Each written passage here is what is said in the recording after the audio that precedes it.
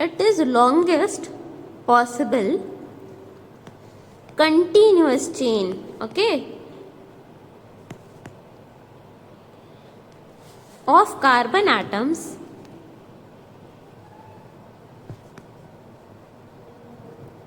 including functional group and multiple cyclohexane, cyclopentane. Likewise, you can draw up to unidecane and dodecane. Here, a special case is of cyclodecane and cycloundecane. Some people write it as unidecane and some people write it as undecane. So, both are correct.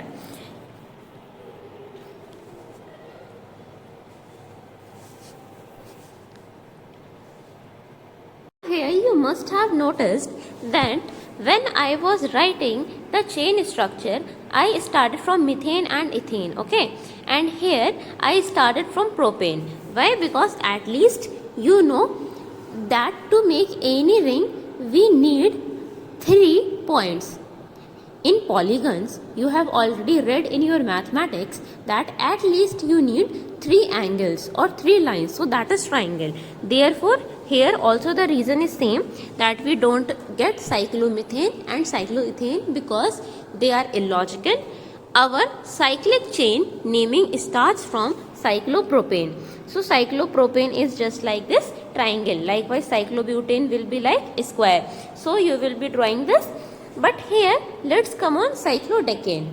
If you try to draw cyclodecane, how will you draw? You will draw 10 lines joining each other because you want to denote 10 carbons.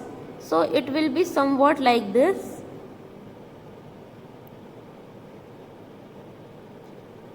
It will be the structure of cyclodecane. However, here carbons will be present. There will be carbons. So this is the structure which you have drawn on the paper. But in reality, the structure exists in the condition which I am going to draw now.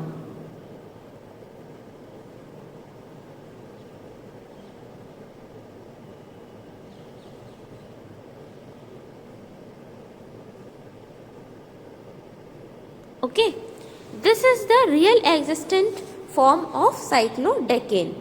Similarly, you will draw cycloundecane in this format having 11 carbons. You can draw this, but the real structure in which it exists is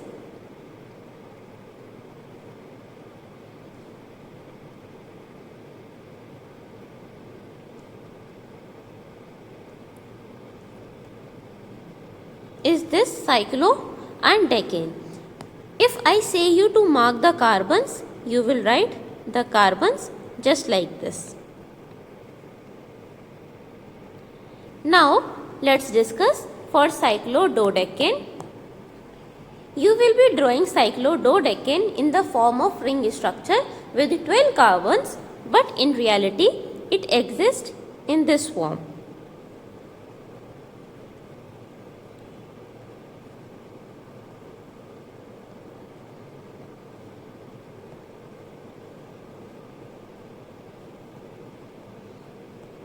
Okay, this is the structure of cyclododecane, that is 12 carbon. Whenever we are naming any compound in IUPAC system, you know that on a gross discussion we use 3 essential parts, that is word root, second is suffix, then our prefix. Right? We use these. Word roots I have already discussed with you up to 12. that is meth, eth, prop, but, pent, hex, hept, oct, non, dec, unidec, dodec. Okay. If you want me to write some more, you can write 13, 14, 15, 20, 30, 40, 50. So 30 will be called tridec, 14 will be called tetradec, 15 will be called pentadec, likewise 20 will be called ecos, 30 will be called triacont, 40 will be called tetracont, 50 will be called pentacont. Okay. This was all about word root. Word root is the basic unit of the name denoting the number of carbon atoms in the principal chain. So for your understanding, you can write that word root is the number of carbon atoms present in the parent chain.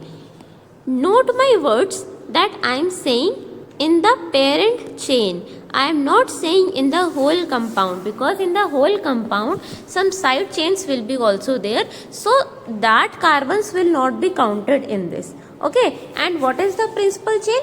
That is longest possible continuous chain of carbon atom including the functional group and multiple bonds. So I will be dealing with this also. It is, I am writing about parent chain. It is longest possible continuous chain. Okay. Of carbon atoms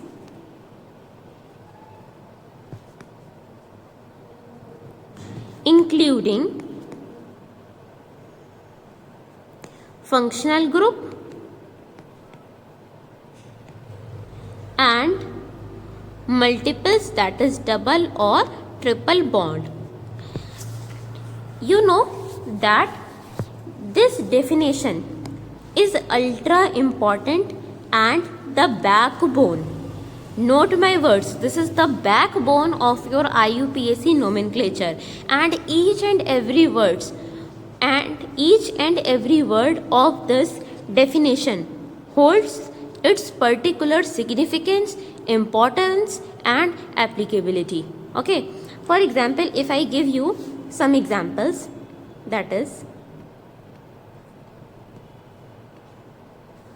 so now tell me the parent chain. Some of you can say that this is the parent chain. Some of you can say this is the parent chain. Some of you can say that this is the parent chain. So what is correct? You know, we have read that parent chain is the longest possible continuous chain of carbon atoms. This is the significance, that it is the longest possible continuous chain. So longest means having maximum number of carbons. So this is the parent chain, right? This is the parent chain. Now let me give you some more example. Suppose in this structure what I do, I made this structure and I put a double bond here, right? Now I ask you that what is the longest, or you can say what is the parent chain, which parent chain I am going to select. Now some of you can make this mistake that you have told me longest possible chain, so this will be the longest possible chain and this is the parent chain. No. Again read the definition. It says that longest possible continuous chain, no matter, but it should also include double and triple bond. So here what will be your longest chain? This will be your longest chain. How many carbon it contains? That is 1, 2, 3, 4 and 5. If I count from here, that is 1, 2, 3, 4 and 5. So it is equal. This will be my parent chain. Now I give you some other example. Suppose I give you this.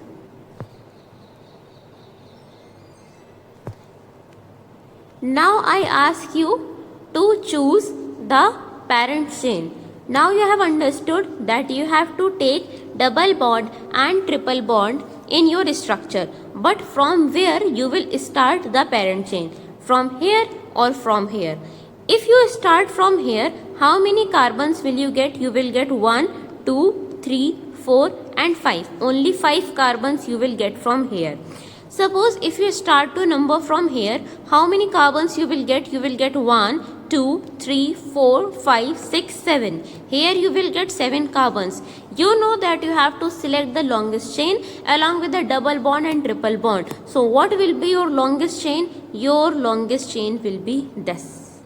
So this will be your parent chain. I give you some other example also. These examples are not related with the alkanes, but as we were discussing about the parent chain, so it's really very important for you to understand these points so that you don't repeat the common mistakes or you don't make the common mistakes which students usually do. Okay.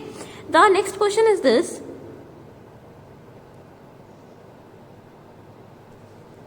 Suppose in this compound what I do. Now tell me what will be the longest chain. From here if you start, you will again get 5 carbons. If you will start from here, how many carbons will you get? You will get 1, 2, 3, 4, 5, 6, 7. 7 carbons. Okay. But here there is no functional group. Here there is a functional group, that is your ketone. So what chain you are going to select? You are going to select this chain. Why not I selected this whole chain and left this as substituent? Because in the parent chain we have to include double bond and triple bond. Okay. So this was the whole point. Suppose if I give you another example.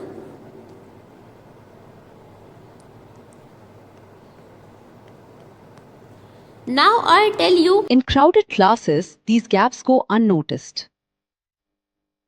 With one-to-one mentoring, chemistry becomes logical and real improvement begins.